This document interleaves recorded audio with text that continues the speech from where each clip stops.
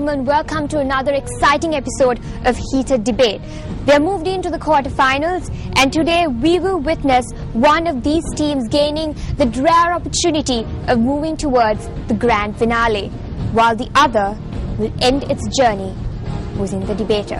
Today we will witness a heated and exciting debate, and the topic that will be battled here today, whether or not the provincial council system is an effective method of devolution of power from the centre in Sri Lanka. And introducing to you your proposition for today, we have with us St. Sylvester's College, Kandy. And introducing to you your opposition for today, we have with us Kingswood College, Kandy.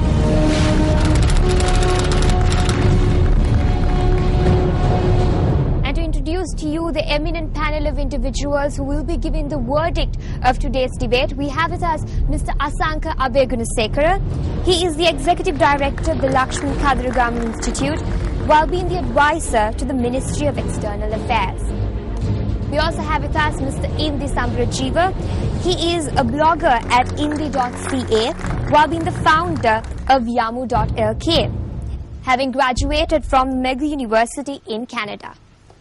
We also have with us Ms. Anuradha Herath. She is the director of the Sri Lanka School of Journalism, having graduated from the Columbia School of Journalism. And our observer for today will be Ms. Kanchana De Silva. She is the Group General Manager for Achievers. We're ready to move on to the opening statements, a chance for both the proposition and the opposition to build up upon a foundation along which their future arguments will be based on. Proposition, the floor is now yours. Hi, I'm Mohammed Naflan from St. Sylvester's College. I'll be beginning the debate for Sylvester's and hope you all enjoy a great debate. Effectiveness of any effective system depends on the spirit of its implementation. Good evening, ladies and gentlemen. We Sylvestrians are here to defend the argument that the provincial council system is an effective method of devolution of power from the centre of Sri Lanka. Sri Lanka, having a unitary state of governance, unlike the federal system, the globally proven effective system of devolution for a unitary state is the provincial council system. The official website of the Sri Lanka government defines the origin of and the provincial council as a process of decentralization of administration in order to achieve rapid economic and social development of the country. A provincial council is an autonomous body which derives power and procedure from Constitution and Parliament Acts to undertake activities which had earlier been undertaken by the central government, which are prescribed in the Constitution. Today, our focus is how far the systemization of provincial council system is effective, not the prevalent practices of the provincial councils. Therefore, we Sylvestrians will be elaborating on the system and its effectiveness. The perfect system of the provincial council can only be observed in the Constitution, provincial council acts of the Parliament, laws and acts related to provincial council, and the proper practice of this legal framework. The objectives of devolving power to provincial council for a balanced regional development and national development through regional cooperation to ensure public safety and democracy. Let me conclude with a wonderful example. All the religions throughout the world promote peace and harmony, and the system of all the religions through also promote peace and harmony. Then why don't we find peace and harmony in each and every part of the world?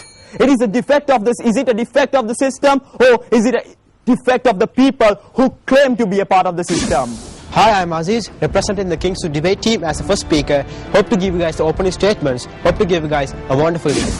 Ladies and gentlemen, topic for today, the provincial council system is not an effective method of devolution of power from the centre in Sri Lanka, where the key phrase is devolution of power, where in turn we have defined it in a Sri Lankan context. So, according to the official website of the government of Sri Lanka, the devolution of power means transferring political and administrative decision-making authority from the central government to elected bodies at lower levels. So the debate today is whether this transfer of the political and administrative decision-making authority from basic devolution of power is effective or not.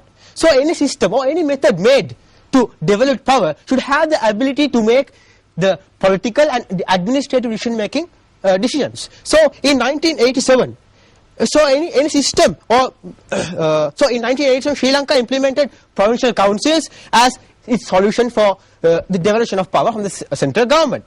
But with provincial councils, ladies and gentlemen, what we see is that it has merely become a spokesperson for the central government rather than a decision-making body. So what has happened to the provincial councils? It's not devolution of power, but an enhancement of the central government power. So, ladies and gentlemen, there are three key factors why we say that the provincial councils is not an effective method of devolution of power from the centre. So, number one, financial dependency. Number two, it's political manipulation, and number three, it's constitutional contradictions. The second and third factors will be explained by my second speaker, and I'll talk about the first, financial dependency. Ladies and gentlemen, a provincial council takes its funds directly from the government. The wages, the aid for projects, the infrastructure, maintenance costs, and all related expenses are covered by the central government. Ladies and gentlemen, independency cannot be derived from dependency. So, the provincial councils are automatically barred and stifled from refusing any policy or project from the central government. With the conclusion of the opening statements, we're ready to move on to the face-off round. And as you might be knowing, the rules are different and the game is tougher. What will be happening here is that one member from each team will face off the points of information directed towards him or her from two members of the other team.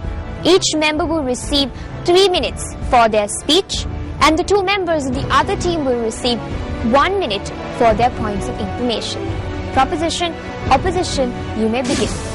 Hello, I'm Dilshan Madhushankar Silva from St. Sylvester's College. I'll be taking on the face-off round, and today I'm replacing one of my best friends, so I hope he's not angry with me and everything is cool. Let me move on with our college argument. Effectiveness in devolution of power. I would be elaborating on that part. Well, what do we understand by devolution? The statutory granting of powers from the central government of a certain state to government at a subnational level. Well, of course, on par with the 13th amendment of the provincial council system, the provincial council system has been granted with certain powers. Sir, if the devolution of power is effective, the provincial council should be able to make their own decision, right? Yes or no? Yes. So, at present, are they making the decision or taking the decision of the government? Of course. Well, the constitution, of course, the provincial council is not an isolated institute of Sri Lanka. Of course, the government has an eye on provincial council. Well, on the provincial council also has powers to enact independently without contradicting to the central government, without contradicting to the powers of the central government, and on par with the constitution, the central government, the provincial council system can act accordingly.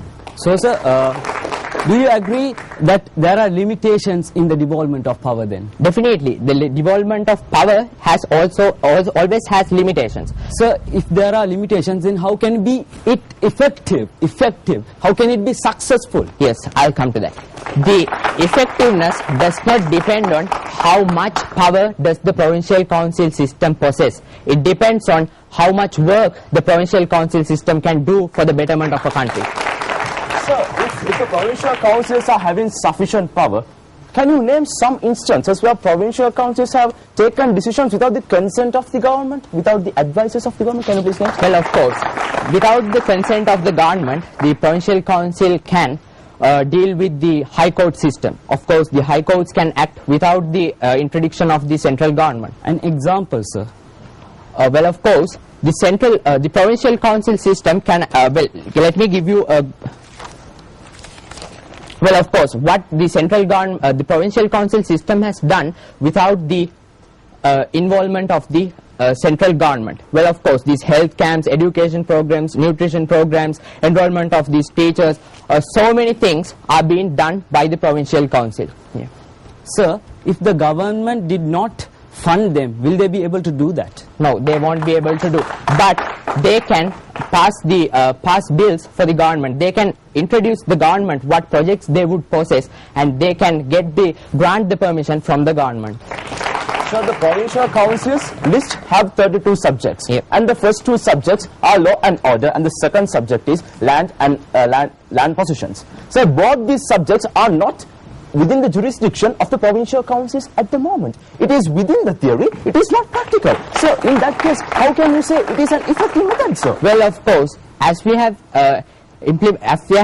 presented you at the very beginning, it's obvious that we are not dealing with the practices of the provincial council or the individuals who are dealing in the provincial council. We are talking about the provincial council system, the system of provincial council and how effective it is in devolution of power. I'm afraid your time is over.